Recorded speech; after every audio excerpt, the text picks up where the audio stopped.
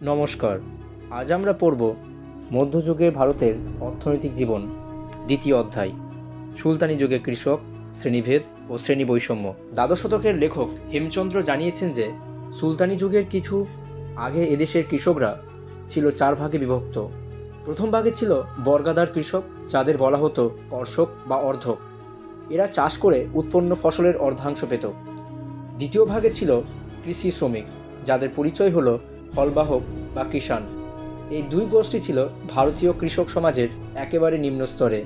এরা ছিল সম্পন্ন কৃষকদের ওপর একান্তভাবে নির্ভরশীল। সংখ্যায় এরা ছিল কৃষক সমাজের মধ্যে বৃহত্তম অংশ। তৃতীয় গোষ্ঠীতে ছিল সম্ভবত স্বাধীন কৃষকরা। অনেকে মনে করেন এরা ছিল জমির মালিক কৃষক, অর্থাৎ মালিক ই জমিন। এরা বংশানুক্রমিকভাবে জমির অধিকার ভোগ করত। এদের নিজেদের বসতবাটি ছিল। এরা হলো স্থায়ী কৃষক। পরবর্তীকালে এরা খুদকস্ত নামে পরিচিত লাভ করে। এরা গ্রামের সাধারণত পতিত জমি ব্যবহার করতে পারত। এদের বেশিরভাগ ছিল বিভিন্ন বর্ণ বা জাতিকেন্দ্রিক মানুষ। চতুর্থ শ্রেণীতে পাওয়া যায় কারিগর কৃষকদের। এদের মধ্যে ছিল চর্মকার, কর্মকার, ধোপা, পাহারাদার প্রভৃতি শ্রেণীর মানুষ। এরা চাষের কাজের সঙ্গে যুক্ত হতো। এদের একাংশ অবশ্যই ছিল অন্তর্জ শ্রেণীর মানুষ। সাহিত্যে এদের অধম বলে উল্লেখ করা হয়েছে। তুর্কি বিজয়ের প্রথম পর্বে এই দেশে নতুন ধরনের রাজস্ব ব্যবস্থা গড়ে তোলা হয়নি। এদেশের সামন্ত শ্রেণীর রায়ান রাবাতদের কাছ থেকে রাজস্ব আদায় করত তুর্কি শাসকরা, অনেক সময় জবরদস্তি করে। পাঞ্জাবে প্রথম মুসলিম কর নীতি অনুযায়ী রাজস্ব আদায় ব্যবস্থা হয়েছিল।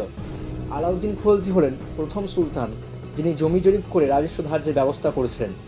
নিয়মিতভাবে রাজস্ব আদায়ের ব্যবস্থা হয়। উৎপন্ন ফসলের 50% রাজস্ব হিসেবে দাবি করা হয়।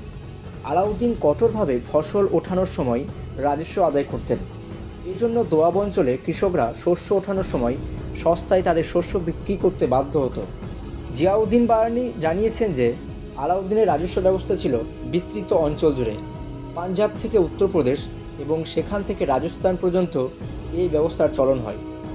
জিয়াউদ্দিন বারানি আরও লিখেছেন, সুলতানি কৃষক সমাজে দুর্বলের ওপর সবলের যে অত্যাচার তা কিন্তু বন্ধ করার জন্য ব্যবস্থা নেন। কৃষকদের মধ্যে খোদ ও মোকদ্দমরা ছিল বেশ সচ্ছল। এদের জমি ছিল কর থেকে অব্যাহতি পেত। তারা কৃষকদের কাছ থেকে কিসমত ই ক্ষতি নামে একটি স্থানীয় কর আদায় করত। এসব কারণে এরা কৃষক সমাজে হয়ে উঠেছিল সুবিধাভোগী শ্রেণী। এরা স্বাচ্ছন্দ্যের সঙ্গে জীবন কাটাতো, ঘোড়ায় চড়ত, দামি পোশাক পরন ও পান খেত। আলাউদ্দিন এদের কর থেকে অব্যাহতি বাতিল করে দেন। সকলকে সমান হারে ভূমিকর খারাজ দিতে বাধ্য করেন। আলাউদ্দিনের এই ব্যবস্থার ফলে খোদ ও মোকদ্দমরা আগের মতো সচ্ছল ছিল না। এদের জীবনে দুর্দশা নেমে এসেছিল।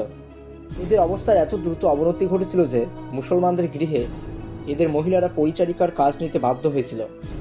সুলতান গিয়াসউদ্দিন তুগলক এদের ওপর থেকে কয়েকটি বিধিনিষেধ প্রত্যাহার করে নেন।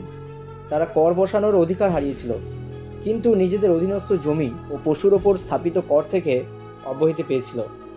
গিয়াসউদ্দিন ভূমির ওপর স্থাপিত কয়েকটি কর তুলে দেন, কিন্তু মোহাম্মদ তুগলক ভূমিকর বৃদ্ধির দিকে নজর দেন। বারানি ও ইয়াহিয়া উভয় জানিয়েছেন মোহাম্মদ তুগলক কৃষকদের ওপর বাড়তি কর চাপিয়েছিলেন। আলাউদ্দিনের ভূমিকর খারাজ, গৃহের ওপর স্থাপিত কর ঘড়ি, পালিত পশুর উপর স্থাপিত কর চড়াই তিনি বজায় রেখেছিলেন। আর একটি সমস্যার কথা ইয়াহিয়া উল্লেখ করেছেন, সরকারি কর্মচারীরা উৎপাদনে যে হিসেব করতেন, বাস্তব উৎপাদন ও শস্যের বাজার দামের সঙ্গে তার মিল ছিল না। এসবের ফলে কর বৃদ্ধি করা হলে কৃষকদের অবস্থার চরম অবনতি ঘটে। তারা সরকারের বিরুদ্ধে বিদ্রোহ করেছিল। দোয়াবের কৃষকরা এই বিদ্রোহে যোগ দিয়েছিল। সরকারি সৈন্যবাহিনী এই অঞ্চল আক্রমণ করে বহু কৃষককে হত্যা করেছিল। সম্পূর্ণ কৃষক খোদ ও মোকদ্দমের অনেকেই নিহত হয়।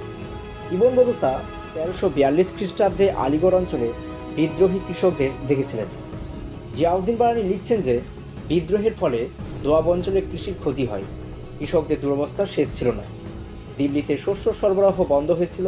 দোয়াব অঞ্চলে দুর্ভিক্ষ চলছে। প্রায় 8 বছর ধরে 1334 খ্রিস্টাব্দ থেকে 1342 খ্রিস্টাব্দ পর্যন্ত এই দুর্ভিক্ষের প্রকোপ চলেছে। ভূমিকরের উচ্চ হার যে দুর্ভিক্ষের কারণ হতে পারে তা বুঝতে বারানির দেরি হয়নি।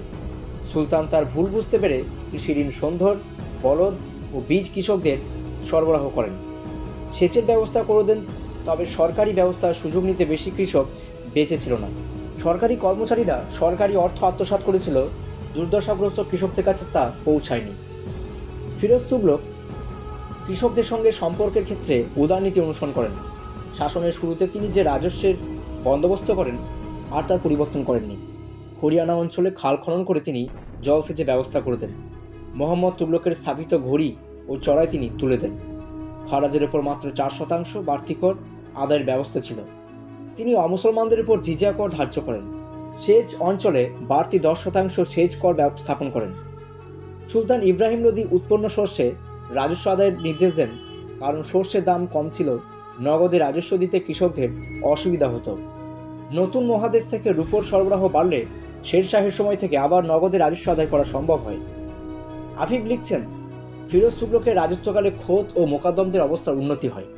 তাদের গৃহগুলি ছিল শস্যপূর্ণ, এদের গৃহে আসবাবপত্র বেড়েছে, মহিলাদের অলঙ্কারের অভাব ছিল না।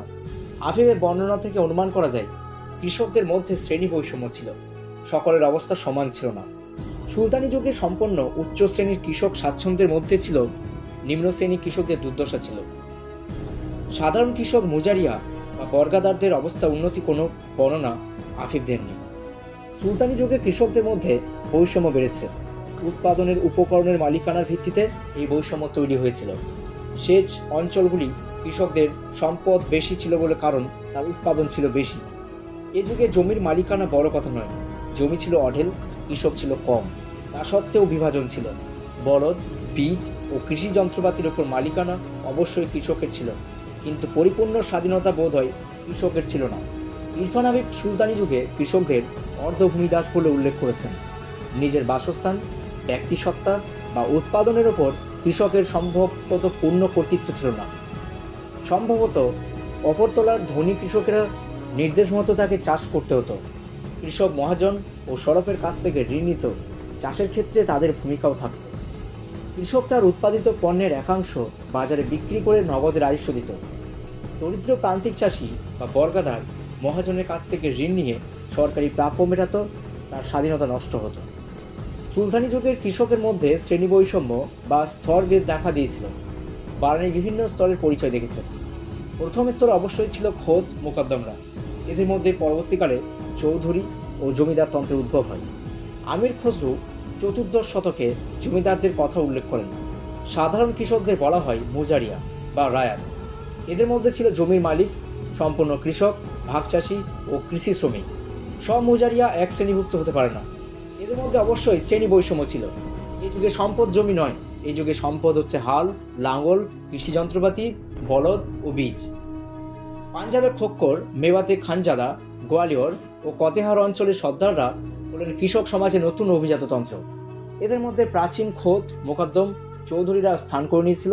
সুলতানি যুগে মুজারিয়া বা সাধারণ কৃষকদের অবস্থা মোটেই ভালো ছিল না। ধর্মশাস্ত্র ও পুরাণে ভারতীয় কৃষকের যে পরিচয় পাওয়া যায় তাতে এদের চরম দারিদ্র্য ও হতাশা লাঞ্ছিত জীবনের কথা জানা যায়। পদ্মপুরাণে কৃষকদের দুরবস্থার কথা উল্লেখ করা হয়েছে। সুলতানি যুগে মুজারিয়া বা সাধারণ কৃষকদের অবস্থা মোটেই ভালো ছিল না। ধর্মশাস্ত্র ও পুরাণে ভারতীয় কৃষকের যে পরিচয় পাওয়া যায় তাতে এদের চরম দারিদ্র্য ও হতাশা লাঞ্ছিত জীবনের কথা জানা যায়। পদ্মপুরাণে কৃষকদের দুরবস্থার কথা উল্লেখ করা হয়েছে। এরা হলো বন্দহল বা আশ্রিত হালি। এদের কোনো স্বাধীনতা নেই। শাসক শ্রেণীদের উপর এমন অত্যাচার চালাতো, এমনভাবে এদের শোষণ করত, শান্তিপূর্ণভাবে জীবনযাপন করতে পারত না। কৃষি শ্রমিকের অবস্থাও ভালো ছিল না। সুলতানরা ভূমি থেকে সর্বাধিক রাজস্ব আদায়ের দিকে নজর দেন। কৃষির উদ্বৃত্ত ছিল সুলতান ও শাসক শ্রেণীর প্রয়োজনীয় অর্থের প্রধান উৎস। শিল্প ও বাণিজ্য থেকে আয়ের পরিমাণ বেশি ছিল না। কৃষিকে উৎসাহ দিয়ে কৃষক শ্রেণীকে উৎসাহ দানের রাষ্ট্রীয় নীতি ছিল না। অনিবার্যভাবে সরকারি রাজস্ব নীতির প্রভাব পড়েছে। গ্রামীণ কৃষক সমাজ ও অর্থনীতির ওপর কৃষকের শ্রেণী বিভাজন ও বৈষম্য ছিল সরকারি রাজস্ব নীতির অনিবার্য পরিণতি।